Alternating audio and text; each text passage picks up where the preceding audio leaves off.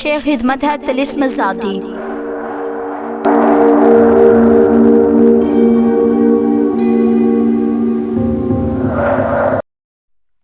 نئی ویڈیوز کے لیے چینل کو سبسکرائب کیجیے اور بیل کے بٹن کو پریس کیجیے۔ شکریہ۔ کوئی بھول کر بھی نہیں کہہ سکتا تھا کہ قندیل سکوت جہاں راہ کی بیٹی نہیں، یا اس کے وطن سے پیدا نہیں ہوئی، یہ راؤ صاحب کی بیٹی نہیں۔ سال مہینے گزرتے گئے، قندیل حسین سے حسین تر ہوتی چلی گئی۔ ویسے بھی تندرست توانا بچی تھی۔ عمر آگے بڑھتی گئی تو قد و قامت اور رنگ روپ نکھر گیا۔ اسکول سے کالج پہنچ گئی اور کالج میں ایک بے مثال شخصیت کی مالک بن گئی۔ پھر اتفاق ایسا ہوا کہ اس دوران کوئی اور ایسا اہم واقعہ کم از کم راؤ صاحب کے علم میں نہیں آ سکا جو قندیل کی پراسرار شخصیت سے متعلق ہو۔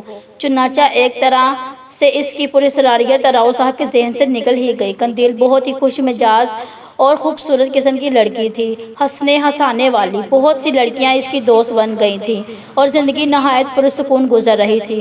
عمر کی کچھ اور منزلیں طے ہوئیں تو کالج سے یونیورسٹی پہنچنا شروع ہو گیا، اور یونیورسٹی میں بھی اس کی ہر دل عزیزی کا وہی عالم تھا۔ دوستوں کے درمیان وہ ایک نمایاں شخصیت تھی۔ راؤ سکندر چونکہ بچپن ہی سے شاندار صحت کے مالک تھے، اس لیے عمر کے اتنے سال گزرنے کے باوجود ان کی صحت توانائی میں کمی نہیں آئی۔ البتہ راؤ غفصر اب زندگی کی آخری منزل طے کر رہے تھے اور کئی بیماریوں کا شکار ہو گئے تھے، یہاں تک کہ ایک دن انہوں نے اس دنیا کو خیر آباد کہہ دیا اور راؤ سکندر ایک بہت بڑی کمی کا شکار ہو گئے۔ اس موقع پر راج دیو بھی اپنی بیوی اور بچوں کے ساتھ دلی پہنچ گیا تھا۔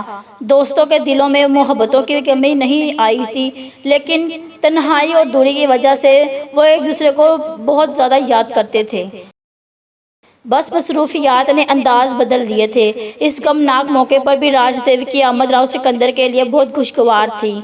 ہر چند کے باپ کی جدائی کا غم شدید تھا، لیکن راج دیو کی آمد سے دل بہل گیا تھا۔ پرانی کہانیاں دہرائی گئیں۔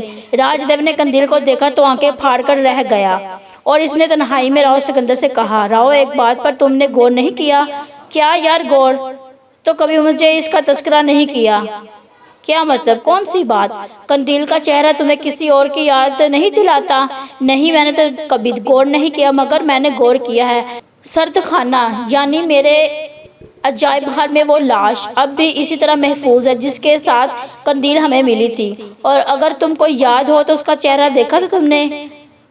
تو ایک نگاہ میں یہ جان لو کہ یہ قندیل اسی کی طرح ہو بخو ہے، ہم شکل ہے اسی کی طرح۔ میں نے تو ایک نگاہ میں دیکھتے ہی اندازہ لگا لیا تھا۔ اور راؤ سکندر حیران رہ گیا، اسے گزرے ہوئے تمام واقعات یاد آ گئے، لیکن نہ جانے کیوں وہ ان واقعات کو زبان پر نہ لا سکا۔ اسے ہمیشہ یہی محسوس ہوا تھا کہ جب بھی اس نے قندیل کی گہرائیوں میں اترنے کی کوشش کی، اس کے دماغ اور زبان نے اس سے بغاوت کی اور وہ اس معاملے کو زیادہ کرید نہیں سکا۔ پھر واقعات اس کے ذہن سے محور ہوتے چلے گئے۔ راج دیو کے یہ الفاظ سن کر اسے شدید حیرت ہوئی تھی۔ راج دیو نے کہا، کیا یہ کہانی ہمیشہ ایک پراسرار راز رہے گی کہ قندیل کون ہے، وہ لاش کہاں سے آئی تھی بہتی ہوئی، یا کبھی ہمیں اس کا کوئی حل بھی ملے گا؟ کوئی ذریعہ نہیں ہے؟ کیا کیا جا سکتا ہے؟ تعجب ہے، سخت تعجب، راج دیو نے کہا۔ کچھ عرصہ راج دیو کے پاس قیام کر کے واپس چلا گیا اور زندگی کے معاملات میں پھر سے ہنگامہ خیزیاں پیدا ہو گئیں۔ ان ہنگامہ خیزیوں میں ایک اور کردار داخل ہوا۔ یہ کرنل فیروز خان تھے، ریٹائرڈ فوجی، جنہوں نے اپنی زندگی میں انگریز فوج کے لیے لاتعداد کارنامے انجام دیے تھے اور اس کے بعد انگریزی امارات سے فائدہ اٹھاتے ہوئے ایک بہتر زندگی کے مالک بن گئے تھے۔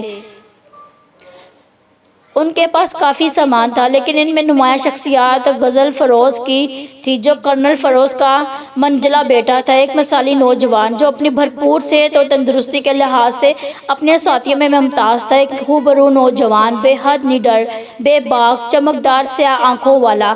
اس نوجوان نے قندیل کو دیکھا تو دل ہار گیا۔ کرنل فیروز خان نے راؤ سکندر کے گھر کے بالکل سامنے والی کوٹھی خرید لی تھی اور راؤ سکندر کے پڑوسی بن گئے تھے۔ ملنسار اور خوش اخلاق انسان تھے، چنانچہ چند ہی دنوں میں گہری دوستی ہو گئی۔ غزل کو یونیورسٹی میں داخلہ مل گیا تھا جہاں قندیل پڑھتی تھی، ساتھ آنا جانا ہوتا تھا، ذہنوں پر اثر انداز ہوا تھا اور قندیل بھی ایک پڑوسی کی حیثیت سے ہی اس سے بات چیت کرتی تھی۔ یونیورسٹی میں ان کی کہانیاں مشہور ہو گئیں، لیکن غزال نے ان کی پرواہ نہیں کی اور نہ قندیل نے۔ دونوں اکثر ساتھ دیکھے جاتے تھے۔ سکوت جہاں تو ایک دو بار راؤ صاحب سے یہ بھی کہہ چکی تھی کہ لگتا ہے کہ جیسے قدرت نے قندیل کے لیے رشتہ بھیج دیا ہے۔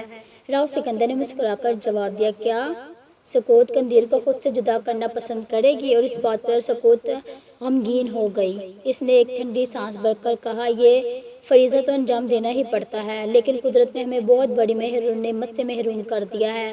اگر کچھ اور اولادیں ہوتی تو زندگی میں کوئی اور ستم باقی نہ رہتا۔ ہم تقدیر کے فیصلوں کے آگے بے بس ہیں۔ بہرحال غزال اور قندیل کی دوستی آگے بڑھتی رہی۔ دونوں میں سے کوئی بھی گھٹیا فطرت کا مالک نہیں تھا۔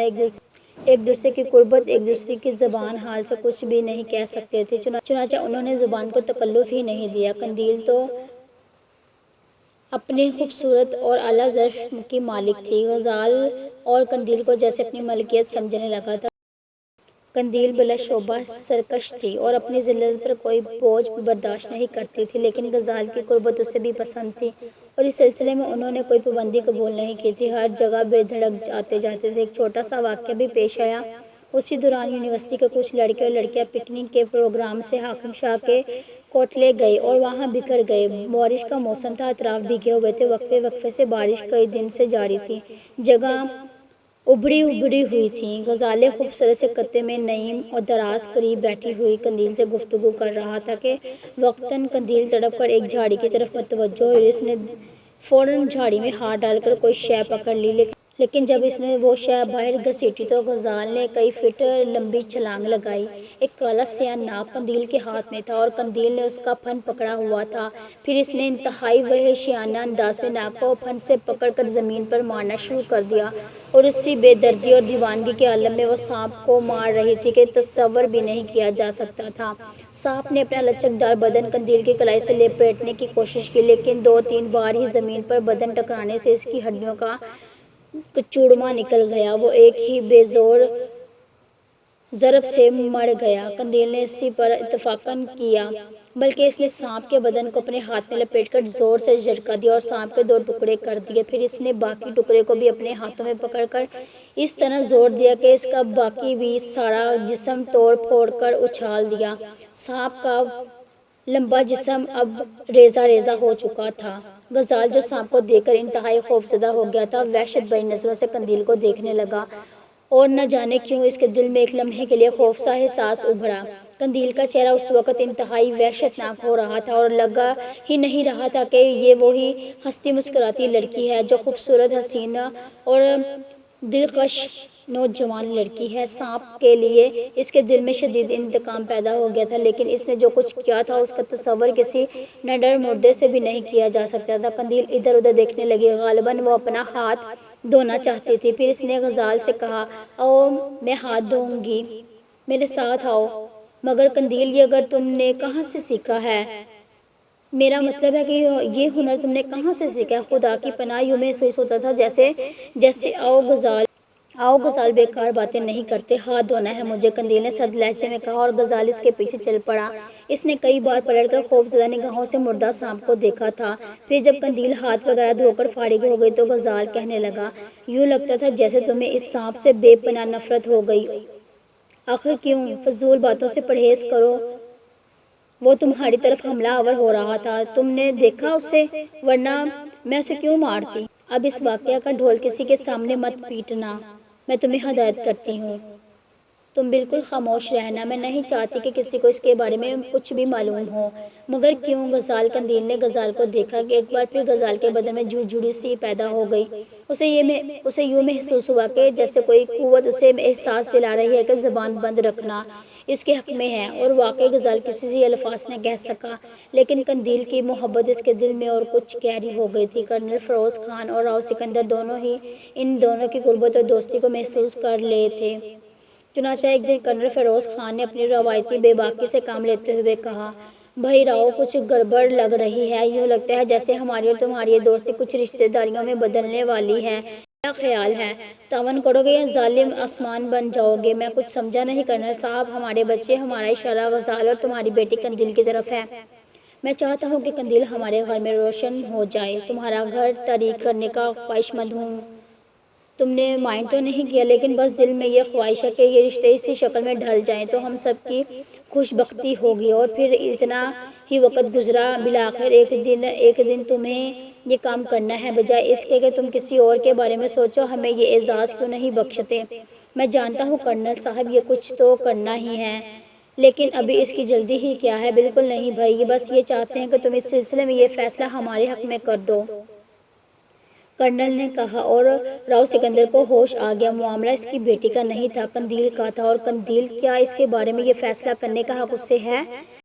کرنل تو اس کے بارے میں کچھ جانتا ہی نہیں، کچھ بتانے کا سوال ہی پیدا نہیں ہوتا۔ تاہم اس نے بات کو درمیان میں رکھا۔ کچھ وقت گزر جانے دے کرنل، جلدی کیا ہے؟ وقت خود بہترین فیصلہ کرتا ہے، ہم وقت کے فیصلوں کے آڑے میں نہیں آئیں گے، وعدہ ہے؟ ہاں، اس میں کوئی حرج نہیں، کرنل نے جواب دیا، اور بات عارضی طور پر ٹل گئی۔ لیکن خود راؤ سکندر نے قندیل اور غزال کی قربت کو محسوس کیا۔ قندیل غیر معمولی طور پر غزال کی طرف متوجہ تھی۔ سانپ والے واقعے کے بعد تو دونوں اور بھی قریب آ گئے تھے، اور اکثر دونوں کو ساتھ ہی دیکھا جاتا تھا۔ غزال بے باک اور بے دھڑک قندیل کے ہاں آ جاتا تھا، اور قندیل کے انداز میں بھی اس کے لیے بے پذیرائی ہوتی تھی۔ راؤ سکندر کو یہ لڑکا بے حد پسند تھا۔ خود کرنل فیروز بھی بے حد نفیس انسان تھے، اور راؤ سکندر ذہنی طور پر اس سے مانوس ہو گیا تھا۔ قندیل کے بارے میں فیصلہ کرتے ہوئے بس اسے یہی جھجک تھی کہ کہیں قندیل کی زندگی کا کوئی دوسرا رخ سامنے نہ آ جائے۔ حالانکہ اب اس بات کے امکانات نہیں تھے، کیونکہ قندیل کی زندگی کے تمام تر سال اچھے اور خوبصورت گزرے تھے۔ بے شک اس کی شخصیت کو راؤ سکندر کبھی نہیں بھول سکتا، لیکن خود قندیل کے اندر ایسی کوئی بات نہیں تھی جو انحراف تصور کی جائے۔ راؤ سکندر نے کافی دن غور و فکر کرنے کے بعد اس بارے میں سکوت جہانہ سے گفتگو کی۔ صورتحال آج تک ناواقف تھی۔ راؤ صاحب جان بوجھ کر اسے کچھ نہیں بتایا تھا، اور اب تو اس کا سوال ہی نہیں پیدا ہوتا تھا کہ راؤ افسر تھے جو اس معاملے میں تھوڑا بہت جانتے تھے، لیکن وہ بھی نہیں رہے، ذہن سے فراموش کر بیٹھے تھے، اور اب تو ان کا سہارا بھی نہیں باقی رہا تھا۔ سکوت جہاں نے یہ تفصیل سنی تو خوشی سے اچھل پڑی۔ غزال تو بہت پیارا لڑکا ہے، بہت ہی خوبصورت نوجوان ہے، اور پھر ہماری معیاری لوگوں پر بھی اترا ہے۔ ہمیں ایک نہ ایک دن تو اس کی شادی کرنی ہی ہے۔ ظاہر ہے وہ ہماری بیٹی نہیں ہے، لیکن اب یہ تصور بھی عجیب لگتا ہے کہ وہ ہماری اولاد نہیں ہے۔ ہمارے خیال میں تو یہ رشتہ بہت اچھا ہے۔ یہی چاہتا ہوں کہ تم ایک بار قندیل سے پوچھ لو۔ ظاہر تو یہی ہوتا ہے کہ قندیل کو اس پر کوئی اعتراض نہیں، لیکن کوئی حرج بھی نہیں، میں اس سے بات کر لوں گی۔ اور سکوت نے قندیل سے یہ سوال کر ہی ڈالا، قندیل بیٹی غزال تمہیں کیسا لگتا ہے؟ جواب میں قندیل نے مسکرا دیا۔ قندیل بیٹی غزال تمہیں کیسا لگتا ہے؟ جواب میں قندیل مسکرائی۔ جس لحاظ سے تم اس کے بارے میں پوچھ رہی ہو ممی، اس لحاظ سے وہ بہترین نوجوان ہے۔ تو پھر یوں سمجھ لو کہ ہم تم دونوں کی زندگی کو یکجا کر رہے ہیں۔ قندیل بدستور مسکراتی رہی، اس کے انداز میں کوئی جھجک پیدا نہیں ہوئی تھی، اور یہی اس کا اظہار رضامندی تھا۔ چنانچہ سکوت جہاں نے راؤ سکندر سے کہہ دیا کہ قندیل خوشی سے اس سلسلے میں تیار ہے، اور راؤ سکندر نے بھی بے تکلفی سے ہی کرنل صاحب سے اپنے فیصلے کا اظہار کر دیا۔ چنانچہ دونوں خاندانوں میں تیاریاں شروع ہو گئیں۔ طے کیا گیا تھا کہ قندیل کی منگنی کر دی جائے۔ منگنی کی رسم راؤ سکندر نے اپنے شایان شان ادا کی، تو کرنل فیروز نے بھی اس میں کوئی کسر نہیں چھوڑی تھی۔ دونوں خاندانوں کے دل ملے ہوئے تھے، اس لیے ہر کام نہایت خوش اسلوبی سے ہوا۔ قندیل کے ہونٹوں کی مسکراہٹ بتاتی تھی کہ وہ اس عمل سے خوش ہے۔